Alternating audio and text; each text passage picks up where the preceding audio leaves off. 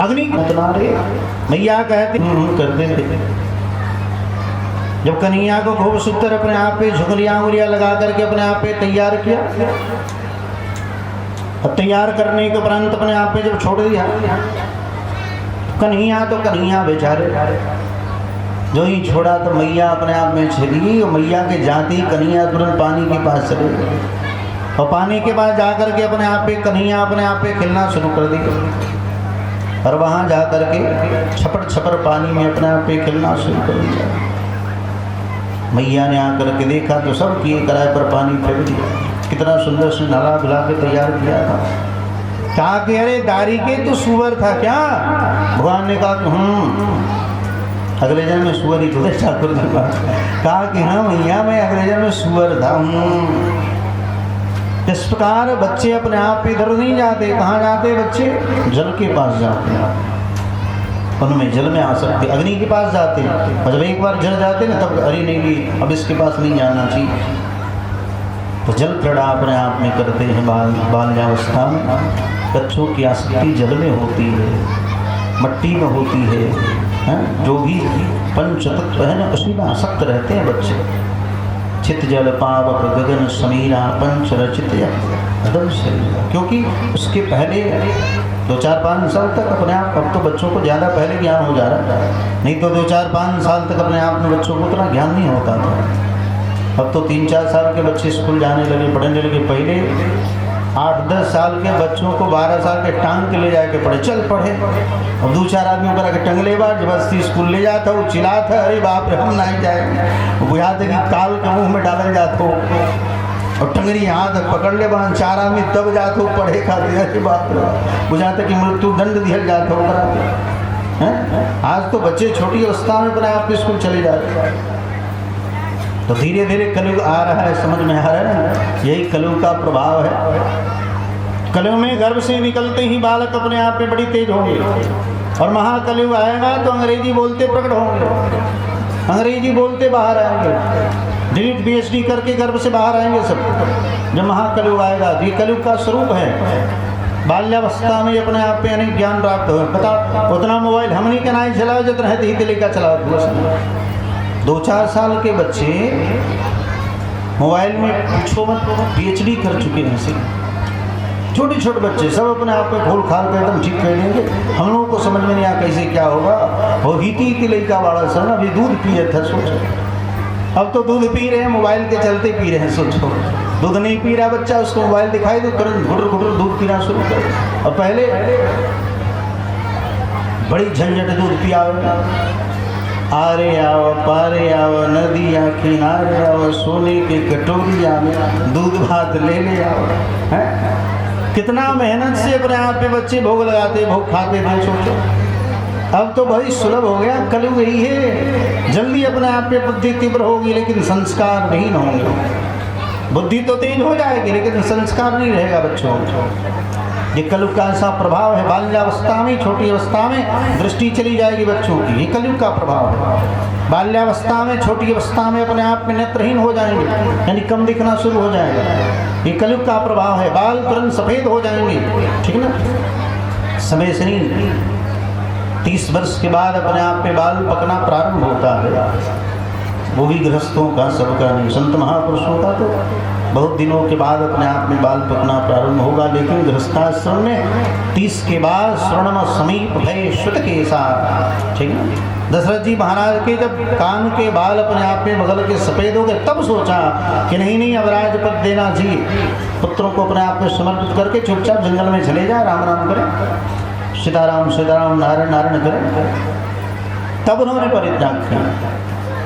तो कलयुग का ये स्वरूप है। छोटी सी अवस्था में बाल सफ़ेद होना, छोटी सी अवस्था में अपने आप पे चश्मा लग जाना, ये सब कलयुग का प्रभाव है। लेकिन इसी कलयुग में अपने आप में अगर आप सात्विक रूप से रहते हैं, अखाद्य मुक्त खाएं, अनेक पदार्थ अपने आप में जो मार्केट में मिल रहे हैं ना, वो सब नहीं खाना चाहिए। तब जाकर के आपका शरीर एकदम स्वस्थ रहेगा। खाना भी हो तो प्रसादम जगदीशश्च, घर में भी भोजन करना है तो प्रसाद बना करके खाओ। भोजन बनाया, तुलसी दल छोड़ दिया, भोग लग गया, तब अपने आप में उसको प्रसाद बना करके तब पाओ। प्रसाद प्रसाद में विकृति नहीं होती। संसार के जितने भोग हैं उनमें सब में विकृतियाँ हैं, लेकिन प्रसाद में अपने आप में विकृति नहीं होगी। इसलिए इन्होंने कहा श्रेष्ठांजलि महादाय, अंजलि बांध करके भगवान का प्रसाद अपने आप पे लेना चाहिए। और तदुपरांत भगवान में कहते हैं कि किसी पदार्थ बुद्धि मत रखो प्रसाद में। लड्डू आवे, बर्फी आवे, मूढ़ी आ जाए, लचदाना आ जाए, कुछ भी आवे, उसको प्रसाद मान करके ही स्वीकार करना है। एकादशी व्रत ही क्यों न हो, यहाँ तक अपने आप में पुराणों में ऐसा वर्णन है, हजारों एकादशी आप कर लो, लेकिन एक राधाष्टमी का अपने आप में व्रत कर ले तो हजारों एकादशी के बराबर ये राधाष्टमी का व्रत अपने आप में माना जाता है। सोचो, एक राधाष्टमी आपने व्रत कर लिया तो समझो कि हजारों एकादशी का फल प्राप्त हो गया। ऐसी महिमा है आज की, लेकिन हमने की कहा है कि पेट माने जाए। कितने लोग होते हैं एकादशी के बुनकर भूख लगे, कम से कम चावल मत खाओ, रोटी का सेवन करो, एक समय आधा फल प्राप्त हो जाता है। एकादशी अपने आप में कोई सोमवार मंगलवार नहीं, हरिवासर कहा गया, वो भगवान का दिन है, हरिवार कहा गया। एकादशी को जो मरते हैं ना मुक्त हो जाते हैं। जो एकादशी को मर गया समझो मुक्त हो गया, भगवत धाम चला गया। कोई भी हो, मुसलमान ही क्यों न हो, वो भी अपने आप पे भगवत धाम चला जाएगा अगर एकादशी व्रत उसने कर लिया हो। इसलिए एकादशी एक ऐसे तो शास्त्र का आदेश है, भागवत महापुराण में भगवान कहते हैं एकादश्याम निराहार। एकादशी के अंदर कुछ खाना ही नहीं चाहिए, लेकिन हमने के चलिए 11 हाली फलहार नहीं हो जाए तो एकादशी कैसे। एगो तो कहना कितना मेहनत से एकादशी भूखे थे और मैं फलहार 11 बार नहीं हो जाते एकादशी कैसे। तो लोग ढूंढते रहते हैं कब एकादशी आवे कि हम 10 सारी खाएं। नहीं, एकादश्याम निराहारो, भगवान कहते एकादशी के दिन कुछ आहार मत लो। करपात्री जी महाराज निर्जला रह करते थे, अगर नहीं रहा जाता है तो ब्राह्मणों को आदेश किया है पयोपति ब्राह्मण, ब्राह्मण को कुछ पी लेना चाहिए, माने शरबत आदि पी लेना चाहिए, ठीक है, जूस पी ले, शरबत पी ले, ब्राह्मण के लिए पयोव्रती ब्राह्मण। युवा को व्रतो राजन, क्षत्रिय हैं तो अपने आप पे क्षत्रियों को भी बताया गया कि आप भी अपने आप पे हलवा आदि लपसी आदि खाए लें, सिंगड़े के आटे की, कुटुर के आटे की अपने आप में हलवा आदि बना के खाई लो। वैश्य है तो अपने आप पे खोआ चीनी खाई लो, छेना खाई लो, खोआ खाई लो, ठीक है ना। जिस प्रकार सबके लिए अलग अलग भोग की व्यवस्था कर, जिसको रहा नहीं जाए उसके लिए, नहीं तो पयोव्रती ब्राह्मण या फिर एकादशी को अपने आप में अंदर चला रहो। 1000 एकादशी व्रत अपने आप में कोई करता हो, एक राधाष्टमी का अपने आप में व्रत कर लेता हो तो सारा फल प्राप्त हो जाता है। ऐसा पुराणों में वर्णन है अपने आप में। और ये बात सूत जी महाराज उधर ब्रह्मा नारद को समझा रहे हैं और सूत जी महाराज शौनकादिकों को सुना रहे हैं राधे रानी की कथा। तो स्वयं अपने आप में इतनी महिमा है। वही नहीं, राजसु अश्वमेध यज्ञ करने का फल प्राप्त हो जाता है। सोचो, जो राधाष्टमी अपने आप में व्रत का निर्वाह करता है अच्छी तरह से, इस प्रकार ऐसी ऐसी महिमा है अपने आप में राधाष्टमी का। स्वयं वसुधाम जी महाराज ये पूर्वजन्म में अपने आप में गोलोक के गोप थे, ठीक है ना, ध्यान से सुनिए। एक बार ब्रह्मा जी महाराज के पास नारद बाबा पहुंचे और नारद जी ने प्रश्न कर दिया, भगवान हम श्री जी के बारे में जानना चाहते, श्री जी हैं कौन, इनके माता पिता कौन थे, हैं कैसे अपने आप इनका प्रकट हुआ। ब्रह्मा बड़े प्रसन्न हो गए, लेकिन कहा कि देखो मैं भी पूर्ण रूपेण बड़े बड़े वेद पुराण शास्त्र महात्मा भी जिनका गुणगान नहीं गा सकते, ऐसे श्री जी का मैं भी पूरा चरित्र नहीं गा सकता हूँ, लेकिन जितना हमारी बुद्धि में है मैं तुम्हें समझा रहा हूँ। तब जाकर के अपने आप में बताया तो स्वयं अपने आप में पूर्वजन्म में गोलोक धाम जहाँ राधे रानी अपने आप में विराजमान रहती हैं, उस गोलोक धाम में अपने आप में वसुधाम नाम के एक गोप थे, वसुधाम जिनका नाम था। और वही वसुधाम जी महाराज जिन्होंने अपने आप में भगवान के आदेशानुसार इस धरती पर वृषभान बनकर के आए हैं, वही वृषभान जी महाराज हैं। इस प्रकार वही फिर भगवान के आदेशानुसार वृषभान बन करके धरती पर आ गए। इनका नाम वसुधाम था। एक तो वासुदेव है और एक वासुदाम। इनका अपने आप में वही वृषभान जी महाराज के नाम से अपने आप में जाने के धरती पर वही गोप थे वसुदाम जी महाराज। फिर वही वृषभान के रूप में धरती पर इनका प्रकट हुआ। हजारों लाखों अपने आप में भगवान से भी ज़्यादा, नंद जी से भी ज़्यादा इनके पास गोवंश थे। पहले लोग लाखों करोड़ों गोवंश करते थे घर में। गृहस्थाश्रम में पहले खूब गाय बैल दिखते। पहले लोग किसी के दरवाजे पर जाते शादी विवाह करने तो देखते इनके पास कितने गाय हैं और कितने जोड़ी बैल हैं। तभी तो उसके अनुसार पता चलेगा कि इनके पास कितना जगह जमीन है। उसके अनुसार लोग पता लगा लेते थे कि हाँ भैया बड़े अच्छे गृहस्थ हैं, धर्मान्य संपन्न है। और कलावती अपने आप में वही कृति बन करके आई हैं। इनका नाम कलावती है पूर्वजन्म का। और यही अपने आप में भगवान की तपस्या की और स्वयं अपने आप में यही कृति बन करके आई हैं कृति माता, जिनके पुत्री अपने आप में आगे चल करके श्री राधे रानी अपने आप में। इस प्रकार ऐसा ब्रह्मा जी महाराज नारद जी महाराज को सुना रहे थे। तदुपरांत अपने आप में एक दिन प्रातः काल वृषभान जी महाराज अपने महल से निकल करके टलते टलते इधर माता गर्भवती थी। आभास हो रहा था कि हमारे घर में बालक बालिका है, ठीक है ना, कलावती यानी कृति माता। और प्रातः काल सुबह में अपने आप में टहलते टहलते अपने आप में गए और सुबह में अपने आप में क्या देखा, एक कमल का अपने आप में विशाल खूब सुंदर अपने आप में कमल का पुष्प दिखाई दिया। खूब विशाल अपने आप पे कमल का पुष्प, उस कमल के पुष्प से इतना तेज अपने आप में निकल रहा था, दिव्य तेज अपने आप पे, जिससे आंखें चौंधी आ जाती। स्वर्णमयी अपने आप पे तेज, गोल्डन कलर का स्वर्णमयी तेज निकल रहा था। वृषभान जी महाराज देखते रहे, आखिर कमल से इतना सुंदर तेज भाई है, ये कोई अपने आप में लग रहा है प्राकृतिक कमल नहीं है, दिव्य कमल है। और उन्होंने क्या सोचा, कमल के अंदर बालिका नजर नहीं आई उनको, जबकि कमल में ही श्री जी हैं। लेकिन इतना तेज है कि इतना तेज प्रकाश में अपने आप में दिखाई नहीं दी। उस कमल पुष्प को ही अपने आप में ले करके और अंक भर करके अपने आप में जैसे लग रहा है कि अंक में किसी बालक बालिका को लिए हो, ये भास जरूर हो रहा है, लेकिन दर्शन नहीं हो रहा कि साक्षात श्री जी हैं। उस विशाल अपने आप में कमल पुष्प को लेकर के आए हैं। घर में जब लेकर के आए हैं उस कमल पुष्प को अपने आप में, वहाँ पर बड़े बड़े ऋषि महर्षि अपने आप में विराजमान हैं। सब जानते हैं, देखो महात्मा सब जानते हैं, सर्वज्ञ हैं। अत्रि वशिष्ठ विश्वामित्र आदि दुर्वासा आदि जितने महर्षि हैं ना, संदीपनी मुनि आदि, गर्गाचार्य जी महाराज, ये सब बड़े बड़े ऋषि अपने आप में वहाँ पहले से विराजमान थे। जानते हैं कि यहाँ श्री जी का प्रकट होने वाला है, इसलिए पहले ही से सब आकर के अपने आप में विराजमान है। संत महात्मा